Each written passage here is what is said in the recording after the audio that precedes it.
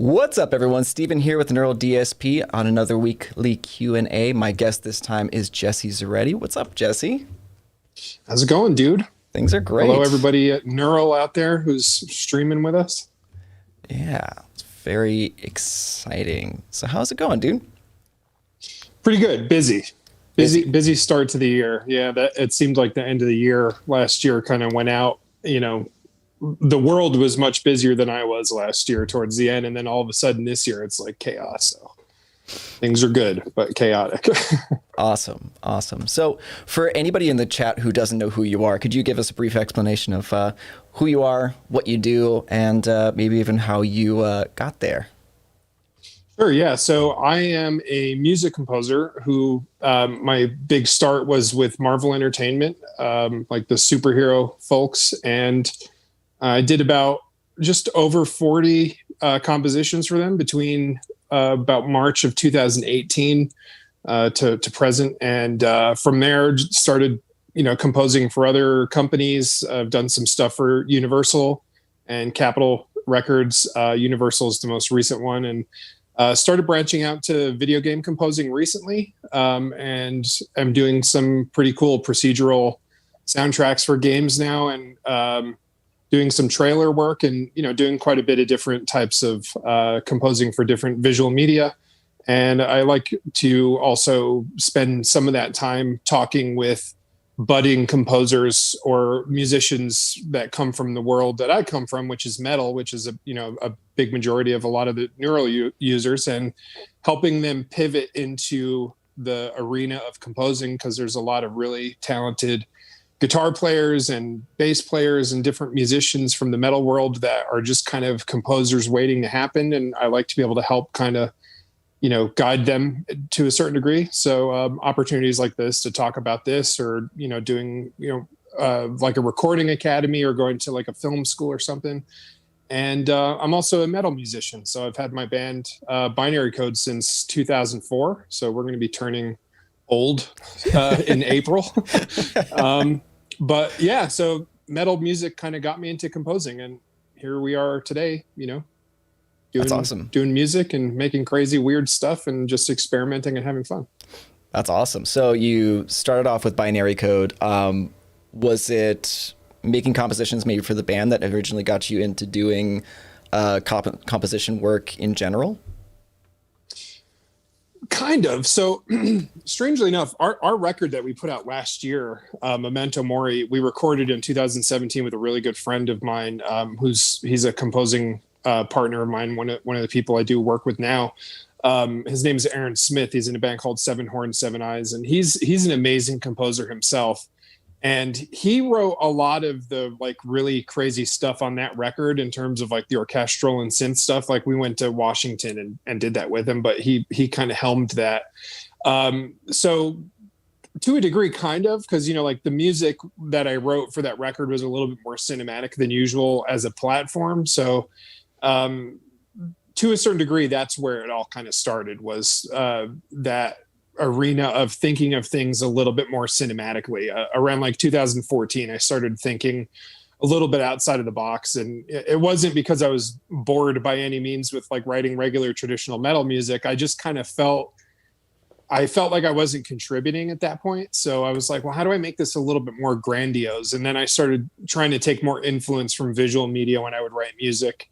And yeah, so sure enough, it just kind of took the form of finding a path and just following it, and that seemed to be the path for me. So. Gotcha. So when, what originally got you to the point where you started working with Marvel? What was the catalyst to getting into that point? So the record that we wrote in 2017, I ended up playing it for somebody who was in 2016, we toured with Leprous. If people aren't familiar with Leprous, shame on you. Like, go listen to them immediately. So we did a tour with Leprous in 2016, and somebody in the audience happened to be, from Marvel, and I was very lucky to become very good friends, very close with this person. And they asked me if I wanted to write some music after they heard a preview of our record. which, took about 3 years to put out. So they heard it way before anybody else. And they were going to hire me to do the music for the Women of Marvel month, which would have been literally this month, February of 2018. And they almost snuck me past the board that made that decision because my name's Jesse, and it happens to be kind of like, it's a little androgynous of a name. And then they were like, "Oh, so can you tell us about this person?" And they said, "Oh, well, he's this." And they're like, "Wait. This is the Women of Marvel. Like, can we find like somebody who can compose for this?" So I ended up not doing that, but they were so kind to say, like, "Listen, we'll find something for you to do at some point because we really want to work with you." And I was like, "All right, cool. Well, I'm honored just for the to be thought of. So thank you." And then a couple of months later, they were like, "Do you want to do the voice of Galactus for this like little animated thing? Because we know how much you like Galactus. Like if anybody has like a superhero character that we can't call him a superhero, but if they have a comic book character that they like a lot, some people it's Batman, whatever it is. Mm-hmm. For me, it's been Galactus for a majority of my life." And they were like, "Would you like to do the voice of this Earth Day video for Galactus?" And he's the devourer of worlds, and he eats planets and stuff. So it was this like really funny Robot Chicken style video. And I was like, absolutely. And from there, they were just like, "Hey, listen, we really like working with you creatively. Like, what can we do together?" And I was hanging out with my drummer, Austin, and he and I are, he's a composer as well. We have I can see it from here, actually. It's Marvel Year by Year, and it's a visual history. I have this like big, thick book, and it's all the Marvel comic book characters. And we were just picking pages and we were composing music to it, like just for fun. Like I would like write a guitar riff that sounds like Venom or Carnage or something. And I talked to my connection at Marvel, the person that I became very close with, and they loved what we were doing and were like, "We should turn this into a series." So they came up with the idea of an animated series. Pardon me. It's so dry in Colorado. It's like -800 humidity here, dude. I'm like turned into sand as we talk. So they were like, "Oh, that's a really cool idea. We should make a series out of that." So they came up with this pitch for this animated series based on what Austin and I were doing, which was, let's pick the release date for comic book characters, and every single release date on that anniversary, we'll put out an animated episode that teaches you the history of the introduction of that character. So for example, like Black Panther was, I believe, May or April, May, actually, June. I don't know, whenever it was, right? We'll say June of 1988 or something. So then June 15th of 2018, an episode comes out. So I would have to write music for each character. And we only planned on doing a couple, and then it just got picked up for the whole year. And then a year later, they got picked up for 2 episodes a month. And it just it went crazy. We won a Webby Award for it last year, which was, I did not expect that. Like, that was insane. To think that the idea came from, I just picked up a guitar, we opened a book, we played music, then this incredibly creative person takes it and makes a whole series. It's nuts to see the evolution of that. So that's kind of how that all kind of came together. Weird story, I know. No, but it's cool. Like there's sort of an underlying theme throughout it. It's being open to pivoting into new opportunities, and also being willing and able to nurture and retain relationships to continue to open up those new opportunities. Yeah, absolutely. And not to mention the fact that I didn't anticipate this. I wasn't like trying to become a composer or anything. It kind of fell into my lap. And once it did, it clicked harder than, my band. I've been doing binary code since I was a junior in high school. And to me, I thought that was what I was going to be doing my whole life. I was going to be trying to be in bands.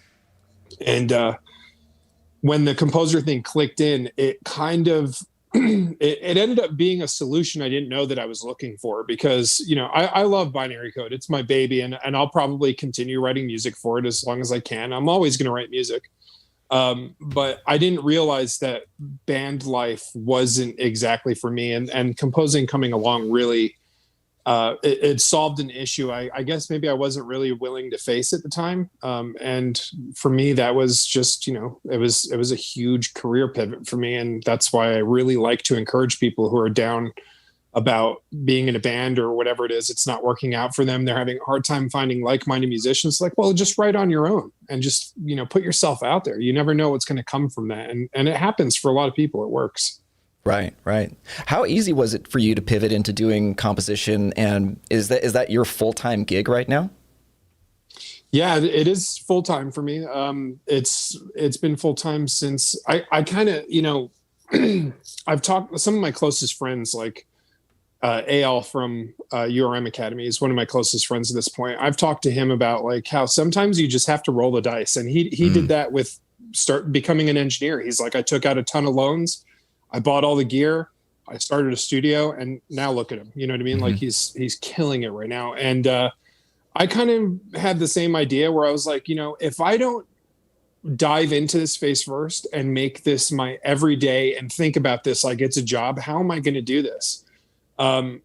So I've just spent all of my time networking and treating this like this is my job. And there's also a point when you're doing something like this where you have to have a reason for what it is you're doing, and that kind of motivates and gives you the impetus for succeeding. So for me, it's like I have a whole life built around what I'm doing. Like all my income is my source. I have something that I want, and if I want to achieve that, then I have to work hard. And it's kind of funny. My dog is like a huge impetus for me making money. I want my dog to have a yard. I want my dog to have this. So like every time I come up with a new goal or something, I have to network harder. I have to write better music. I have to work longer hours. I have to just do more. And that's kind of how you get to that point. So I always tell people, if you're going to compose, you better have a reason for it. Like you can't just say you want to compose because you just want to. You have to have a reason. Give yourself a reason. Do you want to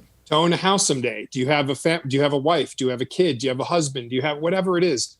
If you have that, you have to use that to leverage hard work out of yourself. So it's quite a difficult avenue, but I threw myself to the wolves, so to speak, and to an advantage. It's really provided it's been very fruitful to kind of come out of the ashes from that, because it's very difficult at first.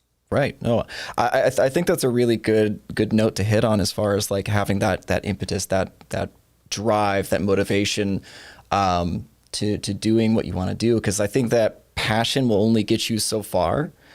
Because passion is an emotion, and passion can wane, passion can go away. Like for me, it's like, obviously music is a passion of mine, but also something that I find is very fulfilling and, motivating to me is being able to help people. It's like the majority of the content that I make on the Neural DSP channel is just in order to help people, to entertain as well. But like, I want to be able to, kind of give people the keys to the castle in order to make their own art and creations. And that, to me, is a bigger motivating factor than just I get to make music and put that in front of people. Yeah. Oh, 100%. Yeah. I mean, knowing that you're helping is also, it's a huge motivator too. And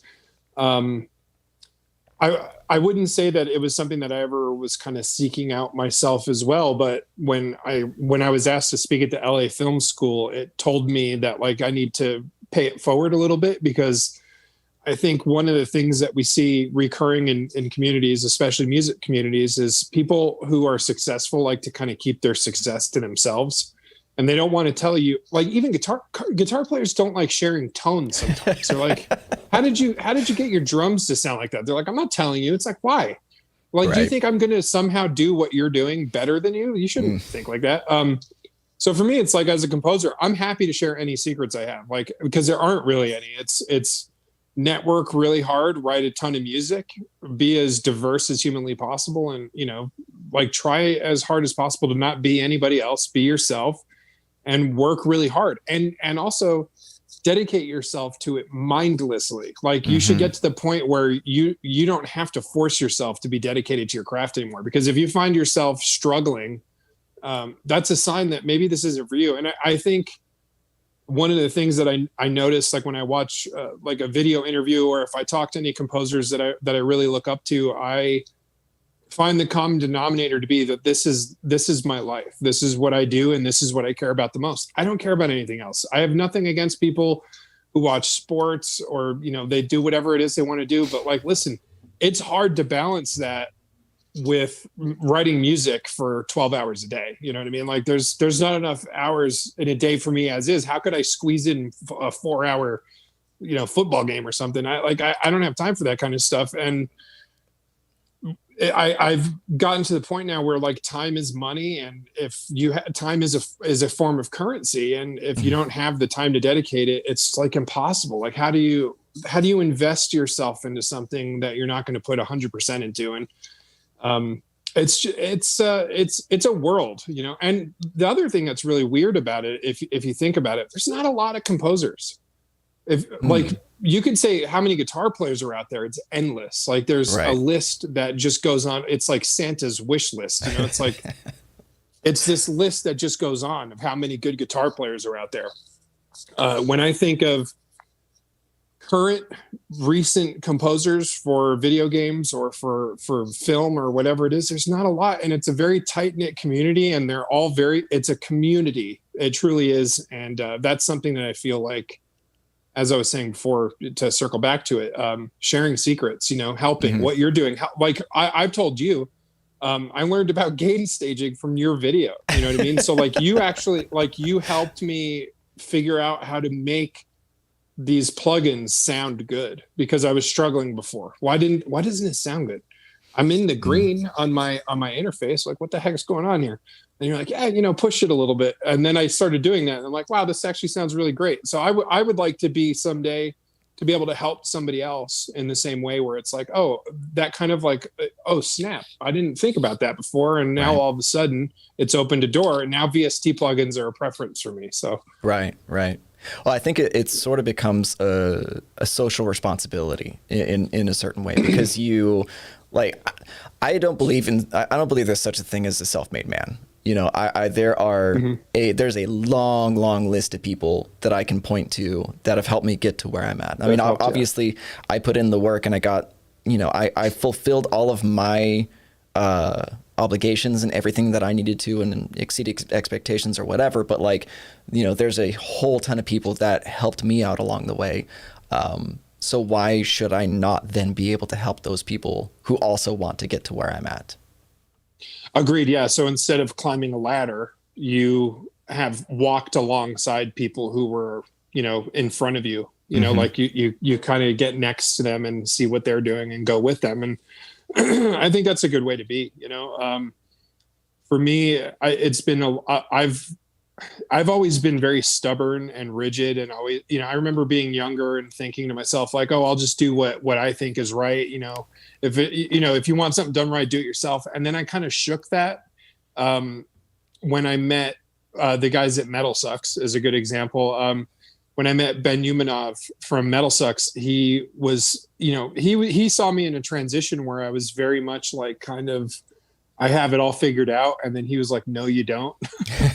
And he managed us for a little while, and he did a lot for us. And I learned so much from him. He probably didn't even realize how much I was learning from him at the time.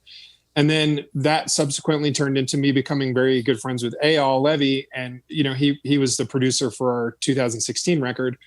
And when I met him, he was another source of just like, he was in Doth on Roadrunner and Century Media and has done all the touring, not to mention the fact that his dad, is Yoel Levy, who's, he's a huge composer from Israel who works in the United States as well. He did like Ingve's, the live like classical record with Ingve.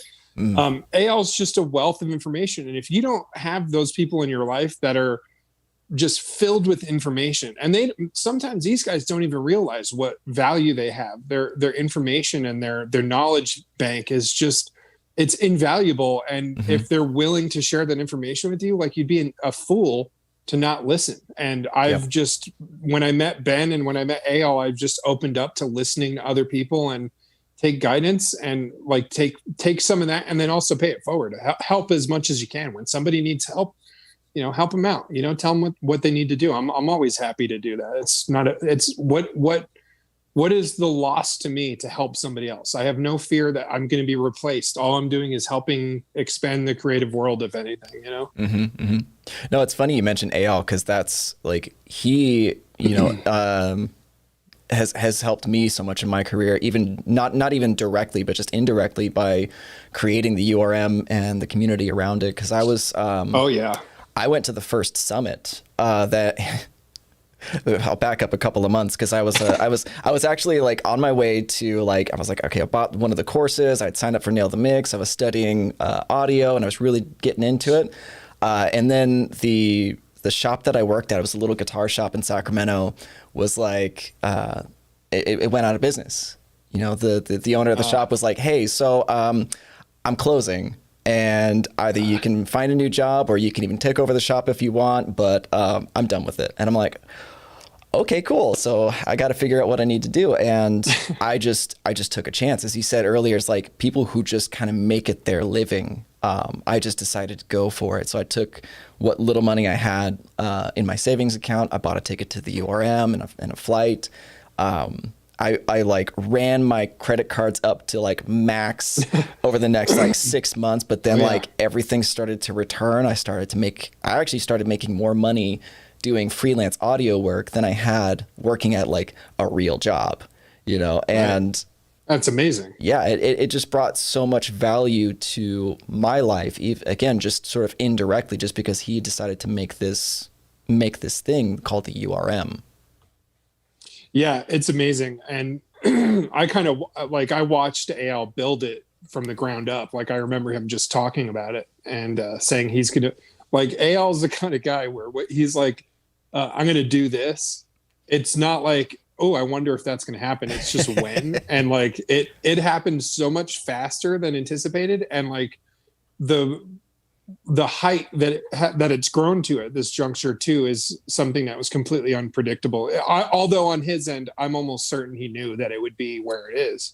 On the outside, looking in, you can only measure the potential for something based on like, you know, like your perspective of like, I wonder what would happen if I did it. He took it to a point where it's like, I cannot believe what this is becoming. And it's just getting bigger and bigger. And the pandemic isn't stopping that for certain. Strangely enough, I'm actually, one of the big things that I'm doing right now that we've been working on for quite a while now is I'm doing a pretty extensive composing course with them. So it's going to be a pretty long one, and it's going to be, actually, that's what's up in the background. I don't know if you can kind of see it in the background. There's like a video of a dude at a table there. So I've been kind of working really hard to figure out how this is all going to come together. And I've been working with Nick, who's been producing the whole thing. And he's, you know, we're coming up with all the dialogue and the whole course, the bullet points and stuff. And students will get like a really cool, like they'll get a video clip to compose to, which is awesome, because you can't even, it's kind of hard to even find something like that at this point, to find something to work to. So just to see I couldn't even imagine this, like with Al at this point, you know, like I just like I saw it turning into what it was, and I'm just like, I can't believe that this is how big it is. And I went to the summit, the last one that they had. Were you at that one in Vegas? That's actually where we met. It was in Vegas. Yeah. Oh, that's right. Right. That blew my mind. Like, I couldn't believe it. I was in this giant room with like all of these students and all of these insane producers. And then a band played in here. What is happening? Like, how did this go from like, Al was my producer, you know, at Audio Hammer Studios. And now Al is, URM is this huge thing. It's like unbelievable, you know? Sorry to go off on this whole thing about Al, but I mean, it's the proof of like, you know, take guidance from somebody, and that guidance is now you are a source of guidance for people. And that's a huge thing. And I think that that's a good way to be, and it's a good way to create community, you know? Yeah, absolutely. Absolutely. Going back to the course. So you're coming up with the course for the URM on composition. Do you feel like that's like sort of the natural progression for a lot of metal guitar players, is getting into composition now? I do think so. Because inherently you're a composer when you write music. It's just, you think very differently than visual media composer. With visual media, it's less about rhythm. Sometimes it's more about emotion. And there's there's a session you have with a director or the person who's kind of producing the material, and they'll sit you down and you'll talk about, it's called spotting. And what you do is they talk about the character and what the character's going through, and they give you a lot of this background. Whereas with music, it's kind of safe to say, and this is nothing against it, because a lot of really cool stuff comes out from this, but in metal music, it's a lot of kind of improvising into an idea. And with visual media, there's not a lot of room for improvisation beyond experimentation. So you can experiment with sounds by all means, but you can't sit there and just riff. You know what I mean? Like, you have to think, okay, this is a movie that takes place in the desert. Okay, so then you can't play like EDM music, unless it's like about Burning Man or something. But like, if it's like a Western Sandstorm. Yeah, exactly. But like, imagine playing like Darude Sandstorm over like, like trying to think, like a Quentin Tarantino Western or something. It's just, it's not right. And people will be taken out of the scene completely. So you have to be very appropriate and tasteful with what you do. And you have to be very thoughtful. And what I always like to really hear is like a composer will use an instrument that is directly from the environment that it's being shot in, right? So it's like, I'm trying to think, like if it's like a forest scene. You know what? Here's a good example. Colin Stetson, who by the way is like he's a closet metal guy. Not a lot of people know this. He's the sax player for Arcade Fire. Okay. He's a composer, and he composed for a horror movie through A24 Studios called Hereditary. And he's a woodwind player by nature. And there's these scenes where they show the forest in the movie. And he used, instead of using like drums or like samples or anything like that, he used the percussive nature of the keys on his saxophone for percussion. And because it's a woodwind instrument and it's looking at a forest, it all like comes together full circle. And he's done other weird things, like played bark and stuff, like all sorts of really cool stuff. That's not something that like I thought of as a metal musician. It's like, I play guitar. How heavy can I make this thing sound? Like the way that you experiment with metal is like tunings most of the time, right? Or speed and technique. None of that's relevant when you're writing a scene for something. When somebody's dying or something like that, you're not like thinking about like how fast can I play Alan Holdsworth legato or something. Blast beats for days. Right, exactly. Oh, dude, somebody's passing away in this scene. Let's throw some dark funeral blast beats over this. Like, no, you don't think like that, Well, that's a really interesting perspective, because it sounds like you have to be very, very egoless and very empathetic to the characters and the scenarios that are going on. Do you think that could be problematic for some people to learn how to be self-aware in that sense? Yes, that's actually a very good point. Musical empathy is a requirement, I think, for composing. I can almost spot when I hear compositions from like younger composers, when I hear something that sounds soulless, it makes me want to ask questions. Like, it makes me want to learn about their life. And something that I've often found with music that doesn't really have the right emotions for a scene, but it has maybe the right approach. Like maybe they kind of like from straight out of a book were like, oh, this would be a really good spot for like Hans Zimmer drums, like war drums or something. And it's like, yeah, but like, what about the emotions that are going on? If there's no emotion to it, it makes me start wanting to know about the person a little bit. And that might be like my inner psychology student from back when I was in college, but often I find that the reason why there's a lack of the musical empathy within a scene is maybe that person doesn't know how to feel what's going on. Like maybe that person doesn't feel the emotions of the scene because they don't know them. They're not familiar to them. And that's what you want to talk about, a safety net. Your safety net is like, how emotional of a person are you? Because if you're not a very emotional person, composing is quite difficult, I think. Interesting. That's really fascinating. So like, do you think people would then sort of like stick to a certain genre of like film? So like, I love adrenaline. I love fast stuff. I'm only going to stick to like action, drama sort of stuff. Or is there a lot of crossover between genres of movie styles? Yeah, I would say that Well, I mean, so like Hans Zimmer is always a great example, and it's kind of like talking about Michael Jordan. It's like, hey, you ever want to see somebody dunk? Like, then watch Michael Jordan. You know, it's like Hans Zimmer will do anything, right? But that's not, you're not going to get your start doing anything, and you have to know what kind of composer you are. For me, in particular, I'm good at sad stuff, and I think that just comes from life experiences, you know, and again, musical empathy. So I'm really good at sadness, and I'm really good at scary stuff. And I think the scary stuff, which is the big crossover here for anybody listening who's a metal musician, you should be better at writing scary compositions for film than anybody else who tries, because metal scares people. We don't think about that, but like there are people, like once upon a time, like they saw a dude who listened to metal music, they'd walk on the other side of the street.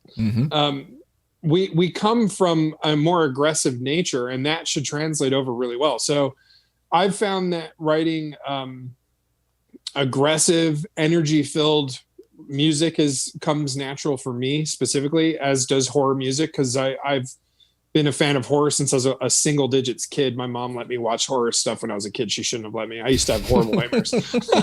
But like, I know what scary should sound like. And I always like to kind of push the envelope. And then sad music, like just life experiences, you know, like every time something happens in my life, like, you know, if somebody passes away in my family or something, it kind of adds to my emotional vocabulary for music, and it gives me more insight. Like my grandmother passed away last year, like right at the tip of COVID, like when it first started, and it made me want to write music. And I realized like I have this new color that I added to my music palette because of that experience. And I think that kind of puts me in a place, you know, like I don't think you'd want to hire me for a Netflix documentary about kittens. You know, there's somebody out there for that. But if you have a documentary that's about, you know, like some kind of tragedy or something, I'm your guy. If you have like a horror movie that's out, I'm your guy.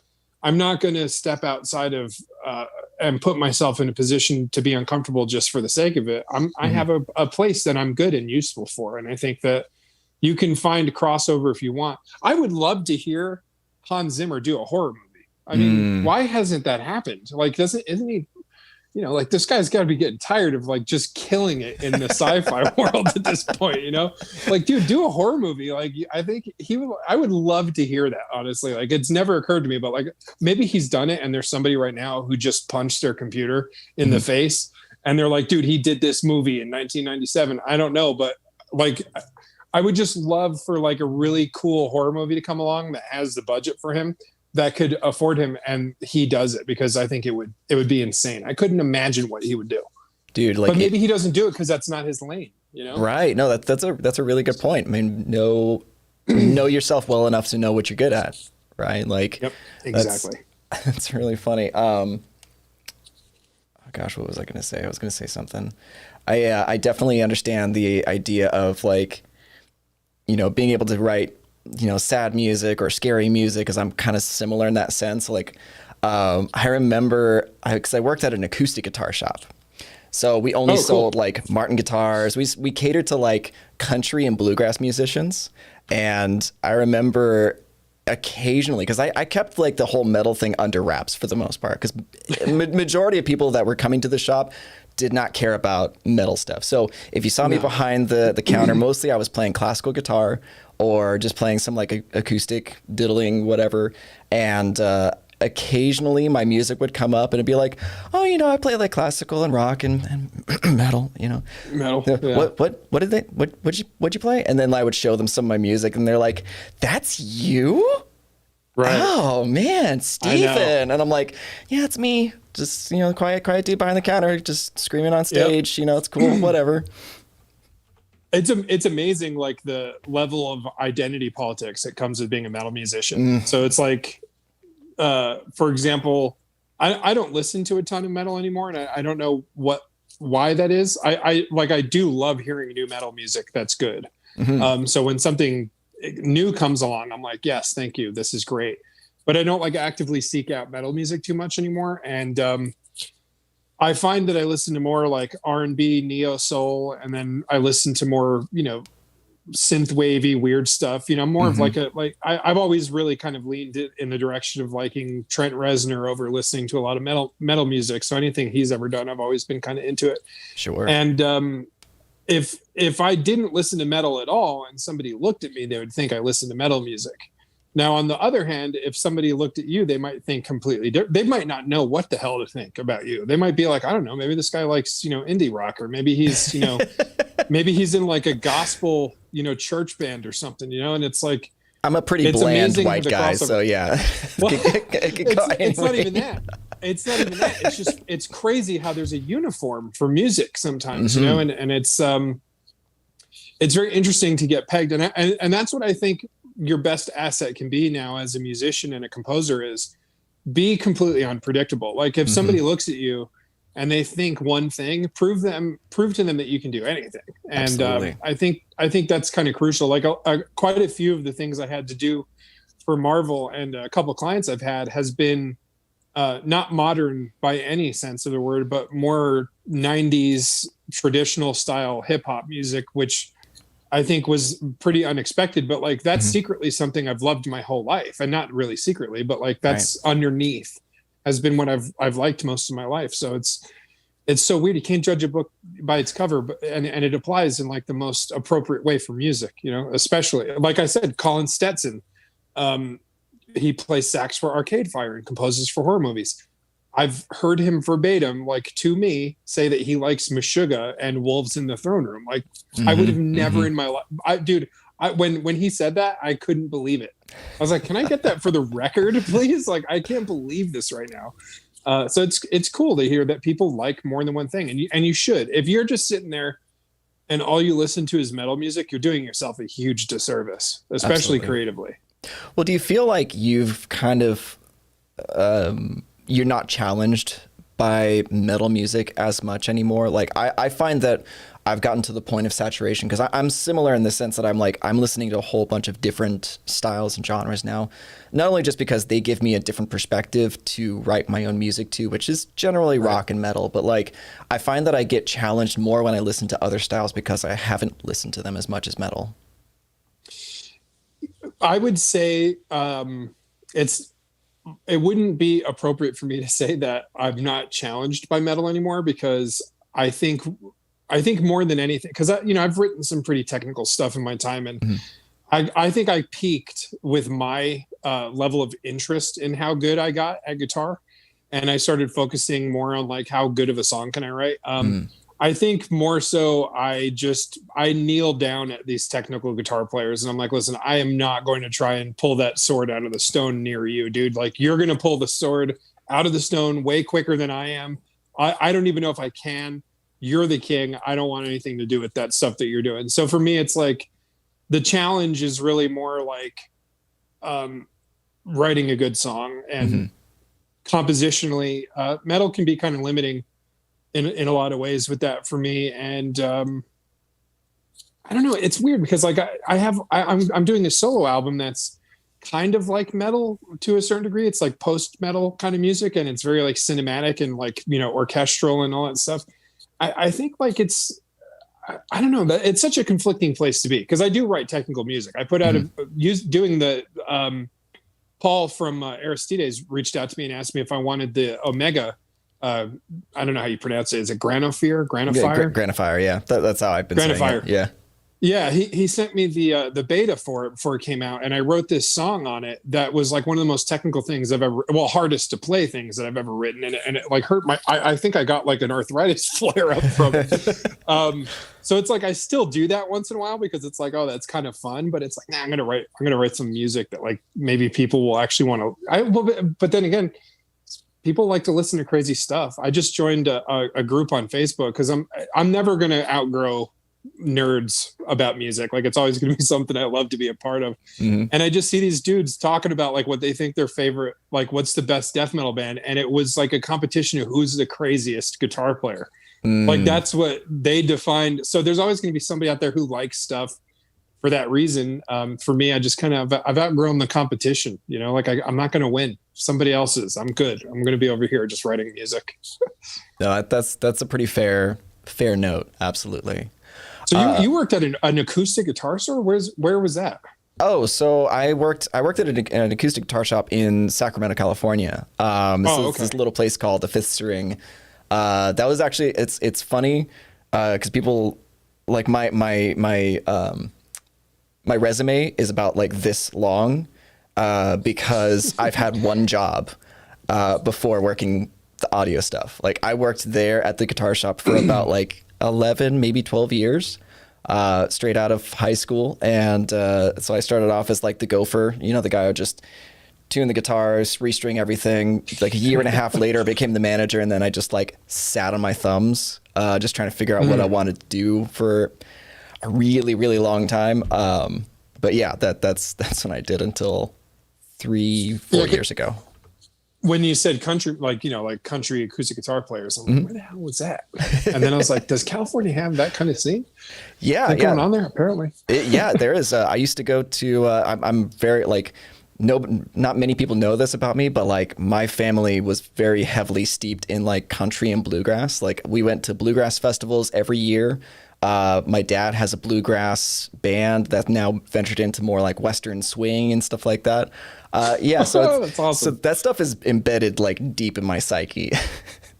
Not to mention the fact that those guitar players destroy. They're phenomenal. Those people are like virtuosos, like easily Absolutely. Virtuosos. Yeah, I've that's another thing where it's like nobody would probably expect this, but I listen to a great deal of cowboy country. Like Marty Robbins is one of my favorite guitar players on the planet. I love his music. There's something about, I grew up in Santa Fe, New Mexico, where it's like the Wild West out there, even right now. So I've always really enjoyed it. But even like, what's that song, Cadillac or Lincoln? It's like something like Hot Rod Lincoln or something. The guitar riff is insane. Mm-hmm. Do you know what I'm talking about? It's like this crazy. Yeah. I can't even fathom it. I actually did. I did a guitar teching gig way back. I like you was in the musical instrument industry for quite a long time, from actually 2002 until 2018. And I got a guitar teching gig for Albert Lee, who's that dude is sick. Yeah, dude. I mean, like, what the heck is that all about? First off, he's from the United Kingdom, and he plays country guitar better than anybody. Mm-hmm. Watching him play like melted my head, and when I played his guitar, it made me reapproach guitar. I was like, wait a second, these strings are so high. Mm-hmm. Like, what is going on here? Yep. And he played it with ease, and I'm like, I feel like a kid right now. Like I feel like somebody just handed me a 5-pound weight, and I fell to the ground with it. And since then, I've played with higher action, more taut strings, and I play clean guitar as much as humanly possible. I always kind of have. And that was actually something I was going to say. How many guitar players in the metal industry could even like play on an acoustic guitar and like actually do something with it, Yeah, absolutely. How good of a guitar player are you if you can't do that? Mm-hmm. Oh yeah, dude. Like play on the clean channel, guys. Dude, my practice session, whenever I was at the guitar shop, I would always do all my metal riffs on the acoustic guitars because they had like 12 gauge, 13 gauge street. And yeah, if I could do it well on the acoustic, it was a breeze on my electrics. Yep, absolutely. Yeah. And the thing that's strange about it too, and I'm sure you remember this, but a lot of people starting out on guitar, they'll say like, you should start out on an acoustic guitar.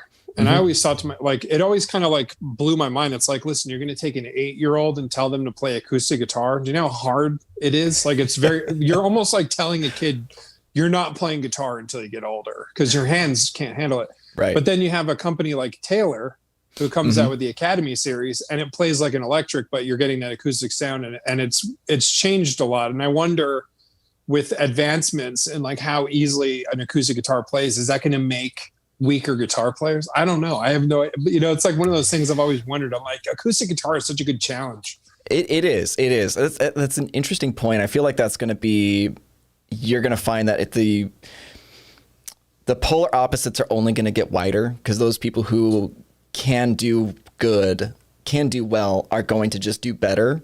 Because I think that's something that people will discover over time. Because like it took me some time to discover like, okay, well, I can, optimize my action. I can change my string gauges to get better sound doing this or that. And I could use this pick over this. It was a lot of like self-exploration and experimentation.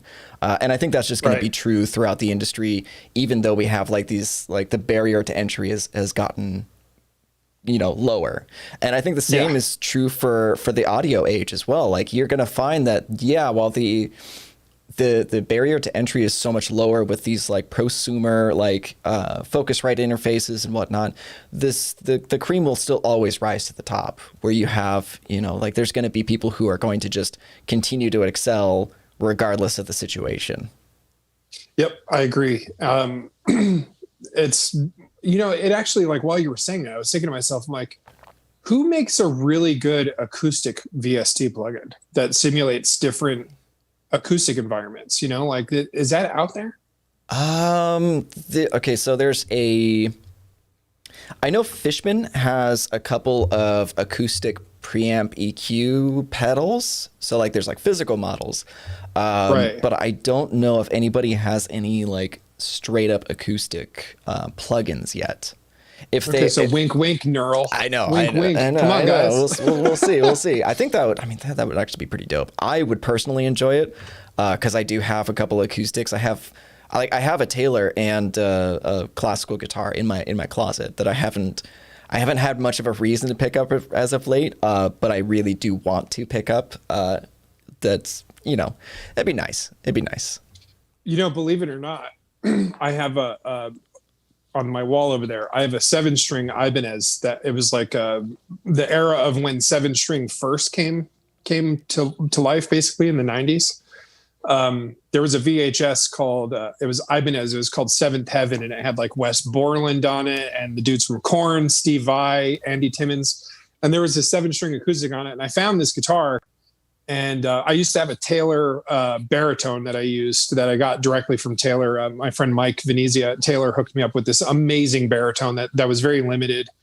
And it was a great guitar, but I was missing that string. So I found this Ibanez 7-string. I'm looking at it right now. Mm-hmm. I write more on that than any instrument that I have. Because what I do is I just experiment with tuning. I have a book somewhere around here that's filled with tunings, and I have like little notes, like what did I use it for? When did I come up with this? What kind of string gauge do I need? I find a 7-string acoustic guitar to be one of the most fruitful writing tools that I have right now. Because as a guitar player, we tend to limit ourselves. Oh, I tune B, E, A, D, G, B, E on my 7-string. Okay. Right. Well, there's a lot of limitations there. On my acoustic, I can't even begin to tell you how many different tunings I have. And I just make it easier and easier every time I use it. So I'm not like overcoming these obstacles of like, how do I fret that? Like I'm not going to record a video where my hands look, all crazy and weird, like this. It's like, I just want this to be a tool. I'm not here to like try and impress anybody. And I find the acoustic guitar to be a really useful application for composing. Electric guitar, not so much. Like when I play an electric guitar, I don't use it a whole lot for sad stuff or, emoting like a cello. I'll go to the acoustic for that. So I personally, if somebody came out with a plugin that was kind of like, those headphones that just came out recently, I can't remember what company it is, but it simulates different mixing environments. If a plugin comes VSX, out, I think, or something like that. Slate. Yeah. Yeah. Slate. So if somebody comes out with a plugin that is specifically for acoustic guitars, I'm going to die. Cause like that's something, cause as of right now, it's like, I just plug in and do EQ and reverbs and stuff. And that's great and everything like that. But I would love to just simulate different environments. It's like, and I'm not talking about with reverbs. I'm talking about like microphones. You know what I mean? Like, is there a way to simulate miking the neck at the 12th fret versus miking the rosette, the sound hole, I'd be curious to see somebody come up with like an advanced acoustic plugin, but I mean, who knows? Most people prefer mics, I guess, right? Yeah. I mean, like if you could, because like Slate has the VMR, the microphone that emulates different microphones. Yeah. And I think if you did something similar to that would be really cool. Cause like I have this, the Rode NTR, it's their ribbon mic. and I that thing's great. absolutely love it on acoustic guitar. But like, it was just an accident, right? Where like I had set the mic up to be right in front of the sound hole, and then I pressed play, and when I turned back around, it like I turned the guitar maybe like 2 inches, like, you know, so like the degree was just like maybe a couple degrees off, and was pointing up like just a little bit at the sound hole, but like almost at the fretboard. And the sound changed so drastically. I was like, how the fuck did I do that? I need to recreate this every single time now. Like it's You almost wish somebody could come in and like measure, tell you where it is, how it is angled, you know? Yeah, absolutely. Absolutely. Yep. Mic experimentation is definitely fun for acoustic guitar. And it's amazing. I've mic'd like a cello and a violin, viola. They're also very different and require different microphones. So someday somebody's going to come out with something where it's like, no matter what you just plug directly in, all of a sudden it's just going to do all this stuff, and all the guesswork's going to be taken out. I'm not a very technical engineer. I don't know a lot of stuff. When I talk to Aaron Smith, the fellow that he produced our record and that I do composing with now, when I talk to him about audio engineering, it's like listening to Walter White in Breaking Bad talk about crystalline structure or whatever it is he talks about. I'm just like, dude, I have no idea what you're talking about right now. I'm lost. Like, does it sound good? You know? Yeah. Like, do what? It's so true. It's so true. There's so much of what I do that I can't really like. I get super excited when I get to like nerd out about things with people. You have no idea. I can imagine. Yeah, it's awesome. Okay, so we're getting close to the hour. So how about we get to some user questions? Sure. Awesome. So M. Reiner is asking, what's the difference between song structure and creating a song for your band as opposed to the song structure for composing something for the Marvel stuff? Oh, okay. So when you're writing music for a band, so often you can be confined to tempo, right? So you pick up a guitar, you're jamming with your drummer, and you're writing at 180 BPMs, right? You have to be kind of the determining factor for a scene. So if there's a character that's running, you have to think about like, what's your heart rate? There's your tempo. If the character's walking, you can't have the same tempo as running. So there's a lot of like really weird things that you think about. And beyond that, a lot of time with visual media, it's very freely played. So you could be like, a scene might not be edited to a grid. So if 1 second you're looking at a person in one angle and then the next angle reveals the person's emotions, you have to be able to change that passage without a tempo, so to speak, if that makes sense. So I think that the big difference between band music, like music written for a band or for, you know, to be recorded with like drums and guitar and stuff, is generally speaking, there's some kind of foundation to it. And sometimes with visual media, there's just not. And that's actually the hard part, honestly. The Dune trailer that I did, which is on my website, that is one of the freest compositions I've done, where there's Dune with an N, like the upcoming Denis Villeneuve movie, not the Doom, like the video game. Yeah. It is completely free time, and writing percussion to free time is very hard because if you write percussion to something that has no tempo, it's very noticeable. So I think that's like probably the main difference, you know, like you have to think about what role does rhythm play in music for a band versus a scene of a person. You know, it's very different. And I think that's always going to be the defining difference for me specifically. Well, it sounds kind of fascinating in that it's limited in different ways. Like you're kind of working within separate restrictions per like working with a band, which is like tempo driven, where the scoring and cinematic stuff is restricted to literally what you're seeing on the screen, and you have to be within those specific boundaries. There's confines in both regards, and they're both, it's like two different prisons, so to speak. You know, it's like one of the prisons is outdoors and one of them's indoors, basically. You know, it's like they're two different worlds. You know, because with a band, you generally have rhythm to work against. And that's kind of, you know, of course there's jazz music that's free form. That's like, you know, sounds like somebody throwing silverware down like a stairwell. But then there's, you know, with visual media, it's your confines are what's going on in the setting. You know what I mean? Another good example of that would be if it's a scene in a room like one that we're both in, having a giant orchestra with 180 people in it and like a giant choir doesn't make sense. Right. More often than not. So it'd make more sense for it to be a close mic'd individual instrument like a cello or something. So the confines can open up possibilities and they can also close possibilities. It's very different. Oh, that's interesting. That's a good question, though. I like that question. I like when people ask that question. Agreed. Along the same kind of vein of thought, Epic Chicken is asking, what does your compositional workflow look like? For example, do you score to each specific scene, or does the director give you a general idea to run off of?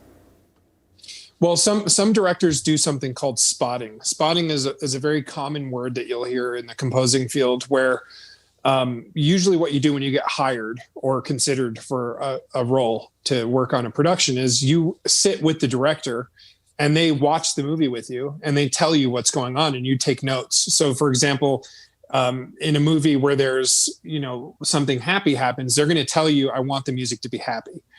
They might also tell you where a music supervisor is going to license music that is taken from like a library or something. So they'll tell you where things can and can't go. But more often than not, you usually have a director telling you what to do for it, like what your parameters are. And then you can kind of go crazy with it. So, but the term for that is called spotting. And that's a very important thing to do, because if a director were to say like, hey, I'm writing this movie, here's the movie, and then you write, you could be wasting a lot of time when he ends up saying, oh, actually, that's not what I meant. So the directors like to sit and tell you what's going on. And video game companies do the same thing too, especially for procedural soundtracks. Gotcha. This is actually a really great question from Andy Kim. He says, from Jesse's perspective, how important is a formal education in music if someone wants to be involved with big companies such as Marvel in a professional capacity? If someone has the skills for a particular job but lacks a formal qualification, how much would that set the person back, if at all? That is a great question. And it's one that sometimes gets me in trouble, or sometimes people agree. It's very black and white, apparently, for this world. For me specifically, I studied music theory in high school. I did a couple of years in high school, but the full years. Like I did, music theory 1 and 2 in 1 year, and then 3 and 4 in another year. And then I did some in college. I don't remember a lot of it, which is one thing I will say. Like, I know that I use music theory on a very base level. I wouldn't say that I'm capable of having conversations with people who are music theory graduates. I have some very close friends. For example, my friend Mike Spoer, he knows music theory the same way he knows English language. So he can do things and talk about music theory on such a professor of math level quality that it's unbelievable. I can't do that. So I feel like at least knowing your ABCs of music is good. So knowing rhythm, what it looks like, and being able to do that's good. However, if you're a desirable enough composer or musician who gets an opportunity to compose for something, they do have people who are kind of like the music theory translator of the world, where they have somebody who comes in who actually can communicate with orchestras or players. They have people who do that. Hans Zimmer, another good example. He's not like the most music theory savvy guy in the world, as far as I'm aware. He's another guy who comes from the band world. I think he played banjo or something. And he doesn't know how to talk. Like, he's not going to be able to talk about like Gheorghe Ligeti level composition, which I can't do either. So there are people who can translate for those people. So in terms of qualifications, getting a composing job is not like getting a job at like, an acoustic guitar store, for example, where they're going to say, do you know how to play guitar? What kind of guitar can you play? Do you know about musical instrument industry? Do you have sales experience, customer service, etc.? With music, it's going to, you already know how to do music as a composer. So like, you're already qualified. It's really a matter of how do you fit in with us? So you're never going to get asked, do you have a degree in music theory before somebody tries to hire you for a film or something like that. So I would say learn your foundation, learn your ABCs, which for me is learn rhythm, learn how to read it, learn how to dictate it, and learn how to interpret and identify how different rhythms work. It's also very helpful to know terms for instruments outside of what you know, like learning terminology for cello and like the different techniques, like being able to say pizzicato, spiccato, concertino, like learning these small terms will help you in the long run, at least at the bare minimum with VST plugins. Right. And then learning harmony and some ear training, like very basic stuff. But like, do you need to learn how to transpose a French horn to clarinet? No, I don't think so. Right. So, I mean, you could say then that your best bet is to get your ABCs and then have a presentable portfolio, and that would then be your resume. Yeah, exactly. Yeah. Like if you think about it, like, do you remember learning how to speak English? No, like most of us just like at some point, like we somehow absorbed this information. I think look at music theory the same way. Absorb the knowledge of the theory and try desperately to not formulate your sentences like you're an English professor constantly. Cause like that sticks out like a sore thumb to me. Let me tell you though, there is a place for people who are music theory experts with composing. They're going to be your classical guys. They're going to be your jazz guys. Those guys have a place in this world 100%. But for me, I'm always going to be a proponent for communicating music expressively through emotions, and focus on your emotional understandings, your diversity, and how you can communicate and translate what you're seeing in a character and create a musical character out of that, and an accompaniment that fits versus what seems right on paper. But there's a balance, and I think they're both very important. That's a great answer. We got some more questions that are a little bit more self-serving. Handy Kim's asking, which Neural DSP plugins surprised you the most in terms of versatility and or finding unexpected ways to use them? Any highlights or examples? Oh, cool. I like that question. So first off, my favorite one so far that I've played has been the Corey Wong suite. I love it so much. I find it to be so incredibly useful. And I did something recently that was a little weird, and somebody's probably gonna be really angry that I did this, but I took one of his clean amps. I just took the clean signal, and then I added another instance of the Nolly suite with I can't remember which amp it was, but it was like a kind of mid-gain amp, and I put them together in parallel, and it sounded amazing. And it was very shocking to me how well that the Nolly like mid-gain kind of sounded going through that. I bypassed the cabinet on the Nolly and just went directly into the Corey Wong. It sounded amazing. Like I couldn't believe it. And they sounded completely different when they were both isolated on their own. And there's like Corey Wong, first off, his playing technique is something that just blows my mind. It's incredible. It's amazing. And the way he holds, I can't even. I don't think I have the hands for it. He's got these hands that are just for that.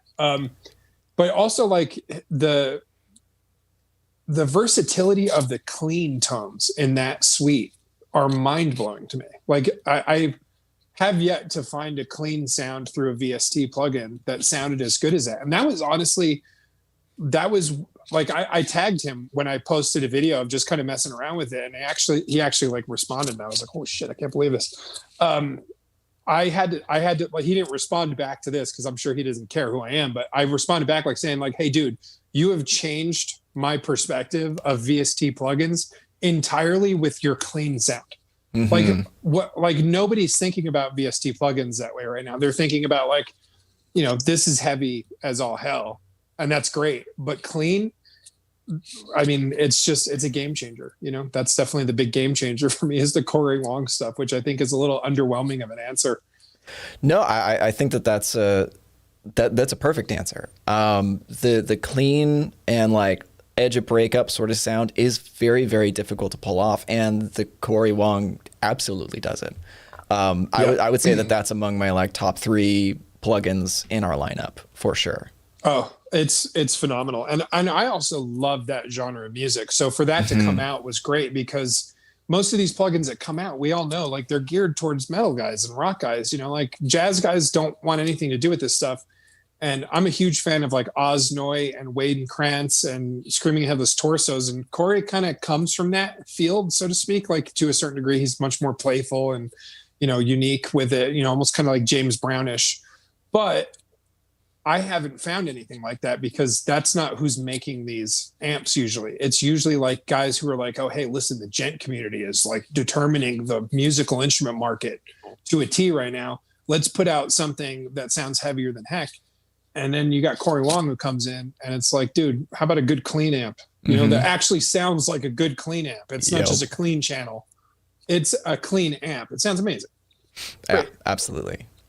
Andy Kim also asks, what would be your Desert Island Neural DSP plugin? That one. The Corey Wong. Yeah. I don't know, man. That's a tough one. Hold on a second. So you guys hooked me up with the Gojira one recently, right? Yes. I haven't had a lot of time to play guitar, but as soon as you got it, I was like, I'm stopping everything I'm doing. I'm plugging this in. I kind of like the clean sound. Like there's like a twangy kind of clean in there. I could get stuck with that too. Yep. And literally Deserted Island. Like, there you go. And I've also been like a Gojira nerd since like 2005. So it's like, I have like the whale from Mars of Sirius. It's my least favorite tattoo I have, but it's old. It's 16 years old at this point. How could I not be stranded with anything other than my Gojira plugin now? And I'm starting to write some music with that, by the way. So I'll be putting that out at some point. Sick. In a really insane tuning that is just, I have this tuning. It's E1. So it's the low, so it's the E below F, like an 8-string. And then a minor second below that on the E string. So it's an E flat. So it's this like weird minor second in between the two. And then it's a bebop tuning upward. And when you play it open, it sounds like Gojira's really saturated, heavy palm mutes that they usually play. It's the weirdest tuning in the world, but I will be putting out some stuff with that plugin suite in the heaviest song I think I've probably ever written. Like I wrote the riff while I was messing around. I'm like, I'm writing a song off of this. Dude, I'm so stoked to hear that. Let's see if there's any more plugin questions. Epic Chicken asks, what's your favorite color? What's your favorite color? Wow. Favorite plugins to use in your film scores. I don't know where favorite color came from. That's just my brain. It's just, I don't know what happened there. First off, my favorite color is silver. Oh. Is that a color technically? No, it's not my favorite color. What was the actual question? Okay, I'm so stuck on color. Favorite plug? Me too, because I don't know why that was something that happened in my head. What's your favorite plugin to use in your film scores? Oh boy. Okay, plugin. So plugin meaning like an insert or a VST library? Let's start with the VST library and then okay. Yeah. Add the other one in? Okay. Yeah. So my favorite VST library is going to be I would say, oh boy. I like the Yuhi suite a lot. Yuhi Zebra is probably one of my favorites, followed shortly by the Arturia. I would say the Arturia probably oh man, that's a tough one. My favorite synthesizer on the planet is an OB8. So or a Prophet. So I would go with probably the Arturia Prophet. But the V collection from Arturia is the coolest thing in the world because you're getting the synthesizer individualized. So you get like the same way you get Gojira, you get his amps. You would get like a Prophet 5 or a Prophet 8 or a Moog, whatever it is. So I think the Arturia collection is probably one of the most powerful in terms of control, but I really like the Yuhi stuff. Hans Zimmer has, if anybody ever wants to cheat, Yuhi made a Hans Zimmer Zebra with him. Yes. And it has like all of the Dark Knight stuff in it. So you could literally just plug this thing in and do the Dark Knight soundtrack, which is like, who's going to do that? I mean, people are going to do that, but who's going to use that practically? That's a really cool suite too. And then I really like Spectrasonics Omnisphere. I think that's one of the coolest libraries, because even though the presets are cool, I tend to take a lot of the stuff off and just use the base layer of stuff. And I'm a huge fan of a lot of the stuff in there. And then in terms of plugins, Eventide's Black Hole is probably one of the coolest plugins that I've ever played. Huge fan of it, because it's like a reverb with like a chorus that is so incredibly deep and out of this world. We used it all over our record for Binary Code, the Memento Mori record. It's all Black Hole reverb. I also like Valhalla a lot too. They have their plate reverb is mind blowing. I will say that FabFilter, their Saturn plugin, I have learned from. Yeah, so Austin, my drummer, who's a composer as well, we used the Saturn plugin on a synthesizer quite a bit for the Doom stuff that we did. So you take a synthesizer, you run it through Saturn, which is kind of like a gainy kind of sound. It sounds insane. But I will say that one of the things that I did a couple of times, a lot of the lead channels I actually use the Neural amps, like the heavier amps, on top of synthesizers. And it gives me this kind of everlong sustain out of it that's like really overdriven and very kind of soaring and has this really cool sound to it. So there's a lot of stuff out there.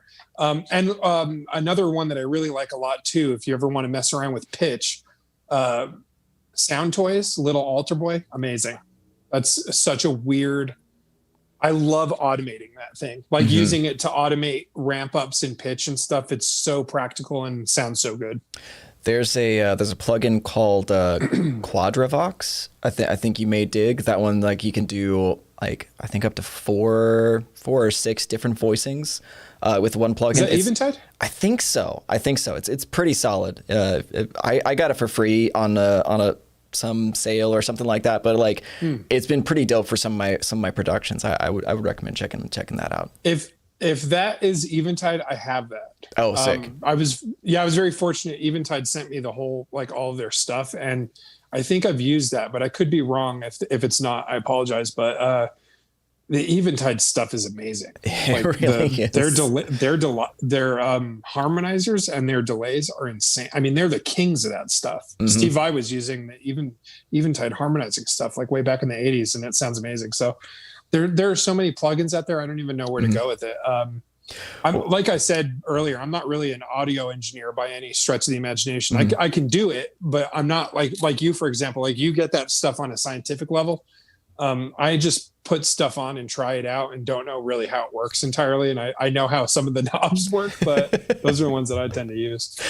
You know, it's funny. It's like I've had to learn the scientific value of it just simply for the job that I'm at. Like before working for Neural, I was very much just like a plug and play dude. Like I'm like, I want to take my guitar, plug into amp, and then go chug.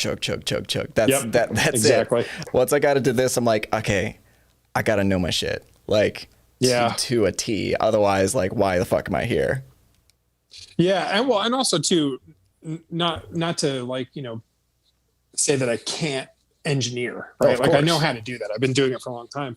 But it's not like what I'm known for. I'm nobody's like knocking on my door saying like, hey, will you produce my record? You know what I mean? I leave that up to, you know, the people who are out there who are killing that and doing a great job and they love it and they have a passion for it. I can do it though, because you have to be able to do it. You have to deliver mixable, high quality stems and often mixes that are ready to go for implementation. And you have to be able to do it to a certain degree. So I just wanted to clarify that, just so nobody out there who's like, I want to be a composer. They're like, oh, I don't have to know anything about engineering. Perfect. No, you do. You do have to know something about it. Yes. So piggybacking off of that last question, actually one of my own, what would you say are good resources or like entry level things that somebody could go out and get today for like not a whole lot of like monetary value to get them a good way into prepping themselves for composition? Like a toolkit or like a library of some sort? Yeah, like a library, like a toolkit, something that you think would get them like a good way into like, because like when I first started getting into audio, I got like I got way too many plugins. Like so many, people. It's just like I was like, okay, I'm gonna buy this compressor and this compressor and this compressor. Right. And the more I do it, the less of that I use. I maybe use, I don't know, 5%, maybe less of the plugins that I have in my library. Yeah, I get that. Yeah, I get that. And that's something that I've been very blessed. I'm a bit of a minimalist, and have always been meat and potatoes, even like using, I've been using digital technology for as long as I could possibly remember. I think I used the Veta amps way back in the day and worked my way up, into Fractal at one point, and then that moved into Kemper, and I've done all that. But the funny thing is I've always used it very meat and potatoes. It's like I use an amp with an overdrive and that's it. So my plugin library is not huge by any means. I have a decent amount of stuff, but I really don't use a lot. So if I were to tell somebody like, hey, listen, if you're starting out and you want to be able to start getting gigs with a toolkit, first off, you need a good MIDI keyboard, because you're going to need to be able to articulate things as humanly as possible. Pointing and clicking a lot of stuff with composing has some often dangerous results unless you're really good at automating and you're really good at fixing stuff. So getting a good keyboard is a really good starting point. And I always tell people not to get spring loaded. You want to get at least at the bare minimum, get semi-weighted keys. I use the Native Instruments Complete Control 61. It's not a very expensive keyboard, but it's the same one that Hans Zimmer Junkie XL. A lot of people use it still because of its functionality, and it's pretty cheap. So that's a good piece of hardware to have, is like a really good spring-loaded keyboard, at least 61 keys. The smaller you go, you can't really reach too far octave-wise. But you can change octaves, obviously, with pad controls. And then a library that I recommend for people who are looking to do orchestral stuff is the easiest thing I can tell people, and it's a cheat code 100%. But the one thing I will say that's not a cheat code is making it sound human. Mm-hmm. So you can get this library, but you're going to want to really work on making it sound human, because that's the hard part. Don't velocity everything all the way through the roof. The Spitfire Albion 1 by Olafur Arnolds, the best, I guess you could call amalgamated library, where you have brass high and low and mid. You have woodwind high and low. It's got flutes in it, clarinet, it's got trombones, all that stuff. But then it also has, clusters of cello, violin, viola, all that stuff, different octaves, different techniques, different, all the different things are in there for one library. You can very easily score an entire film with it, without a doubt in my mind. And you're not going to break the bank. Although I will say it's still like, it's probably like $400 or $500 still, but it has everything in it. But you're not going to get individualized instruments. You're not going to be able to say, I just want cello. You're going to get a grouping of stuff. So that would be that's the two arenas to start with composing, I think, right there. And then Spectrasonics Omnisphere. Mm-hmm. If you want to be able to have access to Roland Jupiters, Moogs, Prophets, all the weird stuff, the ARP 3000 Odyssey, all that stuff, it's all in there. But a lot of it's presets. And the one thing I will say is it's very noticeable when you use a preset from a very popular library. So you're going to have to find identity within you're going to be so enticed to just open up Spectrasonics Omnisphere 2.5 or whatever they're at right now. You're going to open it and you're going to hear something and be like, this is amazing, and write a song with it. And then like a week later, you're going to hear that same preset used by somebody else. You don't want that. I've heard like Tesseract use stuff on there before. Yeah, and I'm like, oh damn, I know that patch. Which it's not a problem. It's all about how you use it, but it's like just the same patch. You know what I mean? Like you change it up, turn off the reverb or something, like put your own thing on there. Just have fun and experiment, Sure. No, that's a good little starter kit, I think. Awesome. So, yeah, I think that's a great point to start kind of wrapping things up. So, if somebody who's in the chat, who's hanging out, watching this conversation, wants to get into composition, or even just like in today's, worldly circumstances, wants to get into doing that sort of stuff, what would be your advice to that person listening today? Well, networking is going to be your greatest asset, because you are not going to find work posted on a bulletin board. So You're going to have to meet people. You're going to have to network. You're going to have to become a part of a community. And because we are all stuck at home, or you should be, all events are not happening right now. All the events that you could walk up to and network and meet film directors and stuff, they're not really happening right now. So you have a really good advantage right now to become a part of a community. Join groups on Facebook, join Reddit groups, find websites that post, like student film things, stuff like that, even though that's a little bit like a bulletin board, which negates a little bit of what I'm saying. But networking is your greatest asset. I'll say this anytime I do an interview or any type of thing, I'm always going to take this opportunity to say something my aunt, who is a career professional, she advises people on their careers, a theoretical physicist. She has a book that says, if you're not networking, you're not working.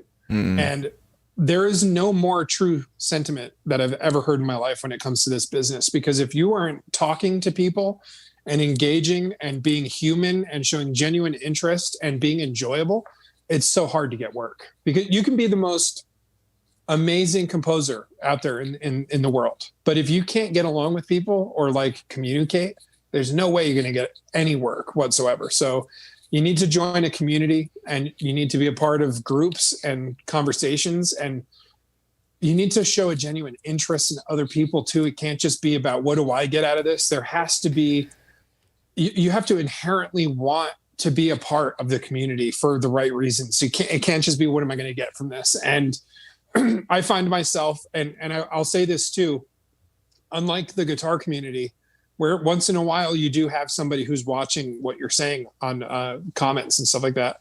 The composing community is much more tight knit. And I will say this, your behavior is everything in that world. The Westworld did a competition with HBO last year, and it was a very strange pick that they made for the winner of the competition. And the more I heard it, the more I was like, okay, I think I get this now. But people were outraged, composers who entered, and they were being so horribly nasty and saying such terrible things. And Hans Zimmer went and saw what they were saying and just tore everybody to shreds. He was like, we're watching people who are going to hire you or pass work onto you. We look to these places. We're actively a part of it too. Lauren Balfe, who does Mission Impossible Fallout, he did Black Widow, which is coming out this year from Marvel. He did His Dark Materials most recently for HBO. He looks at his comments. He's a human being. And one of the important things to understand about the composing community, because it's so tight knit and there's not a lot of us, is when you say something, we see it and we will respond to it. So I've seen people say really nasty stuff to like somebody on their personal Facebook page or something, or like a comment on their video. And then I see the composer's like, what are you talking about? And it's like, if that guy who left that comment was an aspiring composer, he's not anymore. Yes. Because it's so small. It's a very small community. So my advice is join communities, be a part of it, but behave. You know what I mean? Be a good person and keep the troll link, like all that trolling stuff, keep that for if you want to be in a metal band and you want to troll people, go ahead. It's not going to get you very far there either. But in the composing community, it's just, you're going to stick out like a sore thumb. So my advice is always join a community, network, be nice, show interest in other people, and be genuine and be a good person. That's it. And be positive, Pay it forward too. When good things happen for you, start paying it forward to other people and help out. That's Hans Zimmer. His whole crew of people are just composers who worked under him that he passed off work to, Ramin Djawadi. Same. It's all this stuff. It's the tightest community you're going to be a part of musically. So if you get involved in it, you have to be prepared to talk to people and be social. Dude, I connect with that sentiment so heavily because like I've told friends of mine and people that I know, it's like, hey, like you literally, like, especially if you want to be like an aspiring composer, you want audio engineer, songwriter, guitarist, influencer, etc., whatever, like you have to be aware that like everybody's watching your moves. Every single person. And not only that, but also like even in your private conversations, conversations like, on Facebook or texting that you think are completely private, you still have to keep everything on a level that like, hey, if somebody hacks into my Facebook and sees my conversations, those will be out, right? Like you have to be so careful in this technical age because the internet never dies. Everything you put out there will be there forever. And I've seen people, like I'm connected with people in the audio community that like, it's like they'll look at a page, they'll see a thread and they're like, who the fuck is this guy? I'm never ever working with this person, even though they may be super talented or maybe they want to do something, that those two people like they have the overlapping, goals or whatever. It's like, no, like you have to be a good time to other people. You have to be invested in other people's lives beyond just, like you said, more than what they can give you. Like I really, really echo that sentiment on a very deep level right now.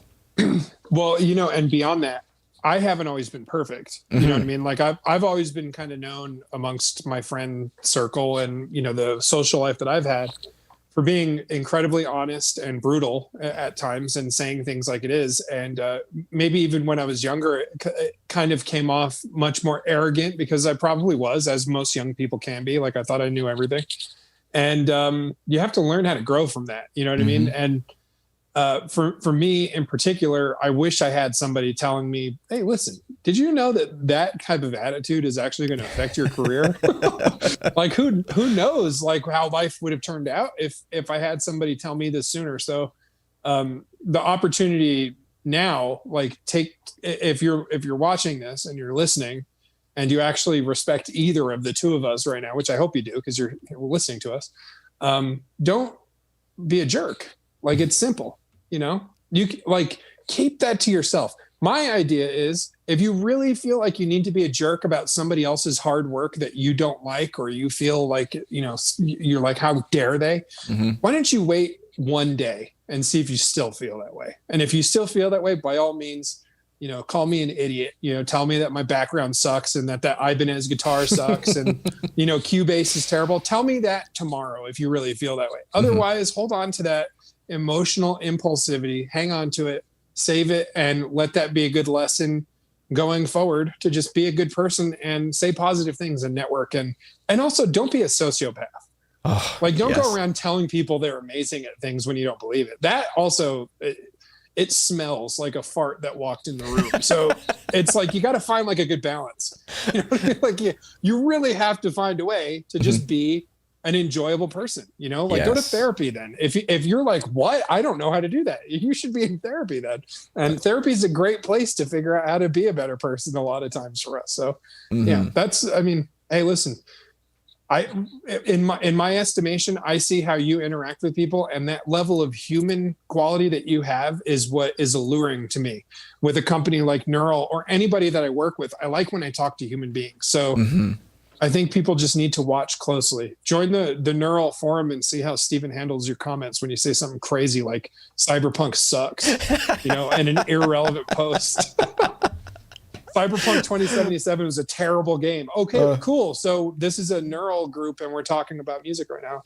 I didn't make the game, Yeah. No. I appreciate you saying that. That means a lot. As I said, people watch what you do, and I try to keep that in mind as much as possible and stay on a professional level. I can joke around with everybody, I can have a good time, but like I try my absolute best not to stick my foot in my mouth. That's right. And dude, both of us right now, to most people who are watching us, we're just like two, it's like an RPG or something to them. It's like we're just two like characters that are programmed into their world that they're playing. And it's like, nope. Steven and I are both right now feeling and having a conversation and living a life. So be nice to us, no bullying, no crap talking in the comments, just remember we're people. If you ever need something from me, you want to make sure that, if you have a question directly, that you weren't like a turd before this video, you know what I mean? Like it all kind of comes together. So just be a good person. That's the moral of the story. Be a good person. Doesn't matter how good of a musician you are. Empathy, be a good person. That is as good a note to leave things on as I can think of. Absolutely. Hey, and listen, I just wanted to say I'm really excited to be using all this stuff. Like it's a game changer. And having all of the neural stuff in my workflow now has taken this weight off of my shoulders. I've been kind of at like a I've been tone soul searching for a little while now, and it actually feels really good. And like this year is just off on the right foot, and I can't wait to. I'm going to be using a lot of the neural stuff in the course that I'm doing for URM. So it's definitely awesome, and I really appreciate your help and work with me on all of this stuff. No, of course. Honestly, like it's my pleasure. Like I feel like I'm in a really, really great place to be helpful to those people in the community. And I try to take advantage of that as much as possible, to be as, as giving as I can and as helpful as I can to those who, also want to help as well. It's like I give to the community so that they can also then give out as well. You know what I mean? Right. So paying it forward. Yeah. And big thanks to Kevin from Dillinger Escape Plan too. He's been helpful in this too. Yeah, absolutely. I've been seeing him. I've been seeing his posts a lot recently. Yep, he's a good man. We've known each other a long time, and he's been really cool to me. And he sent Max a really nice email. So I appreciate both of you a lot. That's cool. No, I appreciate you as well, man. Thank you so much for this awesome conversation. Like I genuinely enjoyed the time. For those who want to check out your music and any upcoming projects, where should they go? I tend to respond to most people who send me messages on Instagram the most. So you just look me up at Jesse Zuretti, Jesse, not like the female version. Jesse is not the correct way. So Jesse, Jesse Zuretti, Jesse Zuretti. And that's social media across the board. You find me on Facebook, Instagram, Twitter, YouTube, etc. And I post quite regularly, so there's always something kind of coming out, and there's so much coming out too. Like the URM course is going to be coming out at some point, relatively recent soon. So it's definitely a good point if you want to continue pursuing knowledge about composing, coming from the audio engineering world and the metal world. You're going to want to be on the lookout for that. So, and my website, jessezuretti.com. Lots of stuff on there. More stuff than any social media platform. My website has the most. Beautiful. Well, awesome. We'll go ahead and call that a day then. So again, thank you, Jesse. Thanks to everybody in the chat, and thanks to everybody who asked some really amazing questions before and during the live stream. So thank you all so much. We appreciate it, and we will see you in that next one. Great. Thanks, guys.